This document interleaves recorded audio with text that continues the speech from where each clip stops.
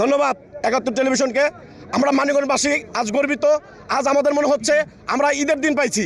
আমাদের মানিকগঞ্জ, আমরা আপামর জনতা, আমরা বিএনপি পরিবার এত দিনের নিরঙ্কুশ বিজয়, আমাদের এত ভোট ব্যবধানে আমাদের আফরোজা খান রিতা আপা আমাদের এমপি হয়েছেন, আমাদের তারেক রহমান আমাদের বাংলাদেশের প্রধানমন্ত্রী আমাদের যে ইয়ে দিয়েছেন, আমাদের উপহার দিয়েছেন, আমাদের সারা বাংলাদেশের গর্ব হয়ে আমাদের রিতা আপা মন্ত্রী হয়ে, বিমান ও পর্যটন মন্ত্রী হয়ে আমাদের মাঝে এসেছেন। আমাদের অনুভূতি, আমাদের মনে হচ্ছে আজকে ঈদ লেগেছে। 17 বছর তো জানেনি আমাদের কোনো ভোটের অধিকার ছিল না, ভাতের অধিকার ছিল না।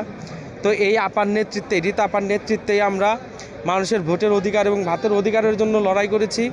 আর এখন এই দীর্ঘ লড়াই শেষে সুষ্ঠু একটা নির্বাচনের মাধ্যমে আপা বিপুল ভোটের মাধ্যমে যে এমপি হয়েছেন, আর তার সব শেষে যে দেশনায়ক জনাব তারেক রহমান মানিকগঞ্জের এই মেয়েকে এত বড় একটা উপহার দিয়েছেন, বিমান ও পর্যটন মন্ত্রী করেছেন।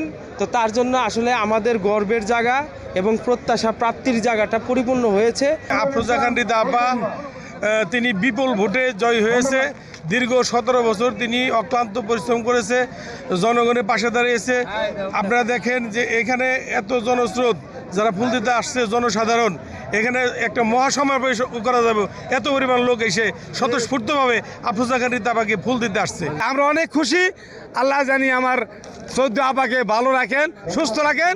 মানিকগঞ্জবাসী আমরা অনেক আনন্দিত এবং খুশি যে আপাকে আমরা মন্ত্রী হিসেবে পেয়ে। আমরা অনেক পরিশ্রম করেছি, প্রত্যেক বাড়িতে বাড়িতে যে ভোট চাইছি, এখানে এসে আজকে আমরা কল্পনা করতে পারিনি সে মন্ত্রী হবে।